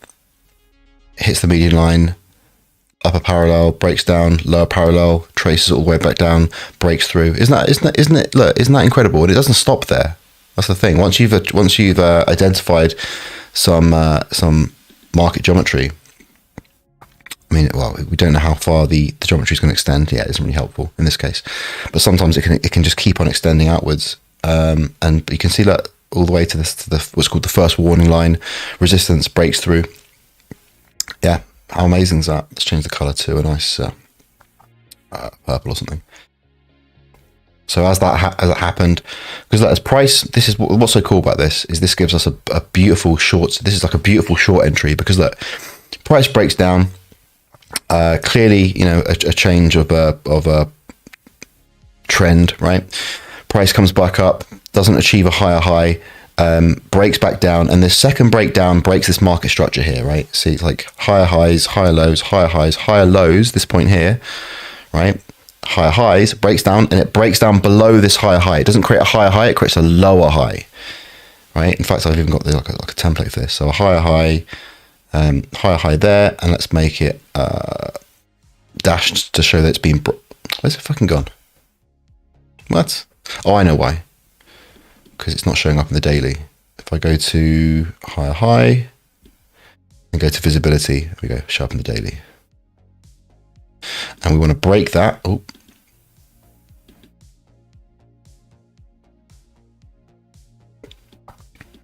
To show it's been broken. And now we get a lower high. Lower high, make sure it's visible, bang. Right, a lower high. The market structure's been broken, right? So we've got a sign that the trend has changed, and then that's when we would lay over this pitchfork. Now, at the time, we might not have known that it was going to be a shift, so we might have laid over a regular shift, which would have looked like this, and let's just choose that color. Look like that, sorry. But immediately I would have seen that price doesn't seem to be like this, seems incredibly steep, and especially after this strong move down, I would have favored the shift or the modified shift. And then what happens after it's broken the market structure? It comes back up and it tests this upper parallel, comes back down, and then we get the second test, and the second test hits it perfectly, and that would be the short entry. The short entry is right there. That's the short entry. Where's my short? There we go. Break of market structure. So like the change, like the big move down, the reversal, a lower high, come back down, break the market structure. So it's like we're getting lower lows and lower highs. It comes back, tests this upper parallel, breaks down, and comes back for the second test. That's the entry, and the stop is right. Well, there's two. It depends on your trading style. The target is going to be this this median line, but in this case, obviously, it went all the way down to the lower parallel, and the stop is going to be either there or there, depending on your particular trading style. Some people want to be more conservative, some people want to give it more space to breathe. But either would be fine, because either, as long as you've got at least a 3-to-1 reward to risk ratio, which is the case here, you're golden. You're laughing.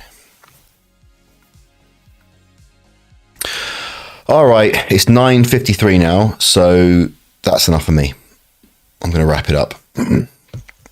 So cheers for coming along on this wild market geometry, crowd psychology adventure.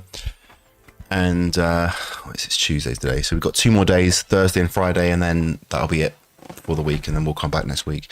So let's go back to Bitcoin. Let's go back to Bitcoin really quickly, just to see what we want to be looking out for, what you guys are going to be following today and tomorrow, etc. Pardon me. Let's go at the 1 hour.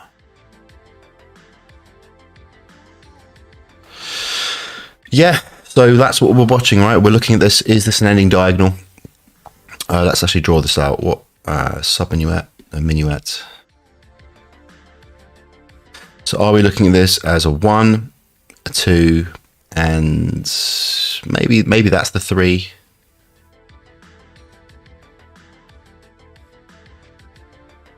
maybe. Again, we don't know yet. And then is that the 4? Is that the 5 up here? And that's going to be.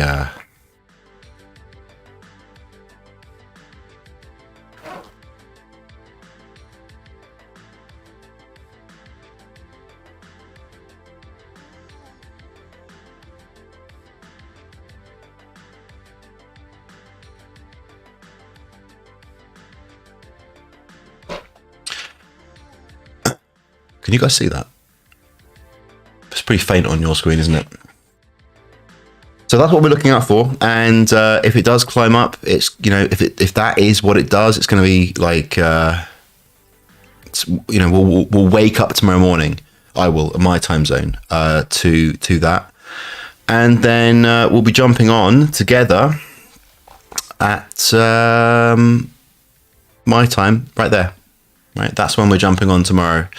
So, yeah, so really tomorrow, if this is an ending diagonal, tomorrow we should be in a better shape to have more confidence in that, or to ditch it entirely. We'll see. So I think, yeah, tomorrow could be a cool one. So if you are not subscribed on YouTube, hit subscribe. If you're not following on Twitch, hit follow on Twitch. And if you're on Rumble and you want to see me do this again tomorrow, then hit follow on Rumble, and you can head over to lions.kingsilver.com, which is where the community is tonight. But we're changing the DNS, so tomorrow it's going to be on kingsilver.net and kingsilver.network, but ultimately kingsilver.network. Kingsilver.net will just forward to kingsilver.network, and lions.kingsilver.com will also forward to Kingsilver Network.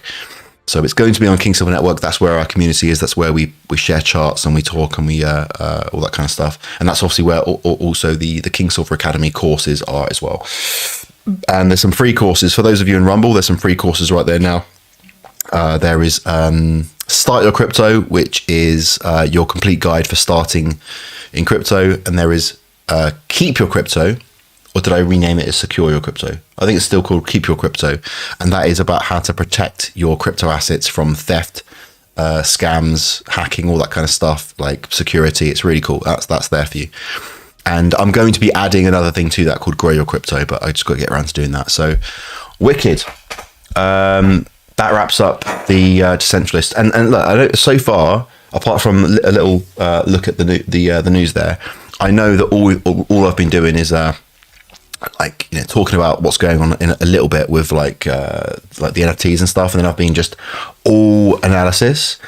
But I do have bigger and broader ambitions for Decentralists as a show, because you know, a Decentralist is rooted in a set of values, a belief system, and that is a belief system that the answer to many problems in the world where corruption is destroying things, the solution to that is moving away from centralized power, moving towards decentralization. And this is the values that are at the core of cryptocurrency, of decentralized finance, and this movement, powered by distributed ledger technology. And so even though we're just focusing on Bitcoin analysis at the moment, we are going to be interviewing people. We're going to be doing news and updates, and like, just I was having me, Shaman and Martin are having a good old chat today about geopolitics and hypothesizing about the sort of the chess game that's going on, and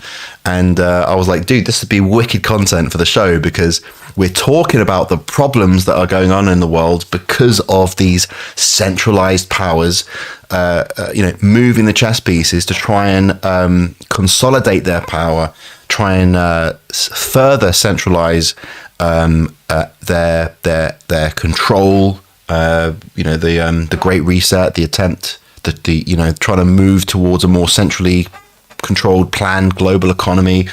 You know, all this kind of stuff. And we were like, and Shaman knows loads of stuff that I thought, oh man, this would be great content. So once Shaman comes on, we're going to have a lot more interesting conversations.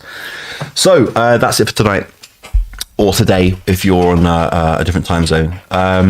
Let's just read your comments. You're welcome, Raphael. Thank you, Anastasia. Thank you, Marcus. Thank you, Martha J. Thank you, Netbroker.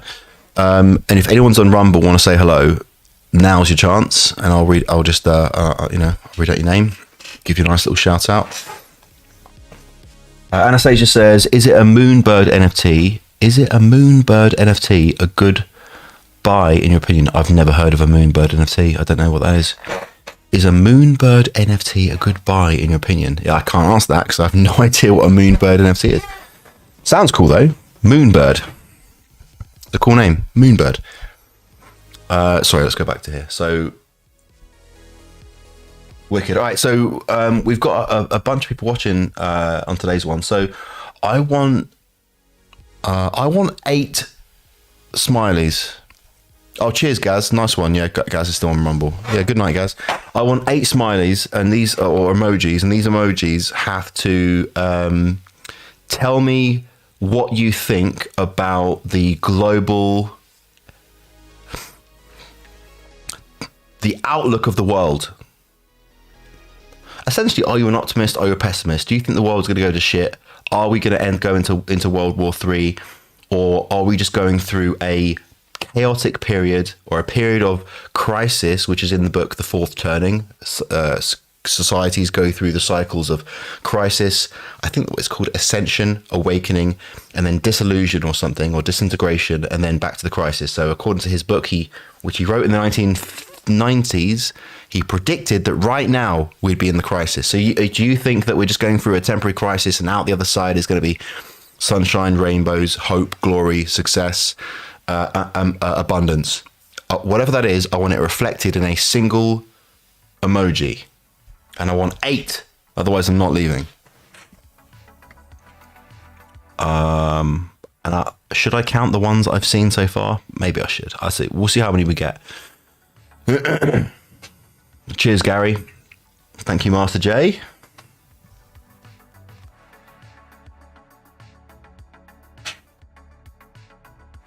And that would be 1, 2, 3, 4, 5, 6, 7.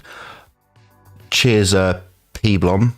And that's 8 if I include the smileys that I've gotten. But so actually, what is that?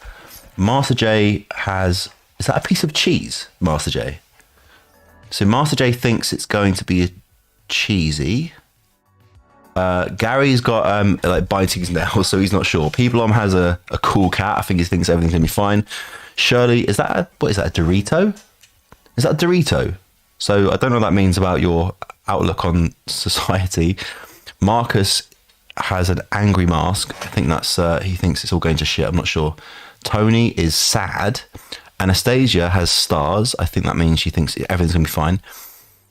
Chris, beer cheers. We need to fight back before it's too late. So like, fighting back against the system. Martha J says it's stinky cheese. All right, nice one. Shirley says mine's pizza, so just like, oh fuck it, just have a pizza. Whatever happens, happens. I was saying to my mate, if a nuke is going to land on the city I'm in, I want it to land on me. I want to go out punching a nuke, like I'll see it, right, and everyone will know that that's how I went out. I headbutted a nuke. Anastasia, mind blowed emoji. Rob is a shit emoji. Net broker is like chat emoji. Everyone's gonna talk it out. And Paul's embarrassed emoji, or Anastasia's awakening emoji. Yeah, hopefully we'll see, man. We'll see. All right, nice one. I've got more than my fill. That's it for today. So cheers for being here. Today was a fun one. It's cool. Back tomorrow. Otherwise, what else do I need to tell you guys? I think that's it. Yeah, otherwise I'll be inside the community, inside the network. So yeah, that's it. Back tomorrow, 7 p.m. UK time. And we'll see what Bitcoin's doing. All right. See you later, guys.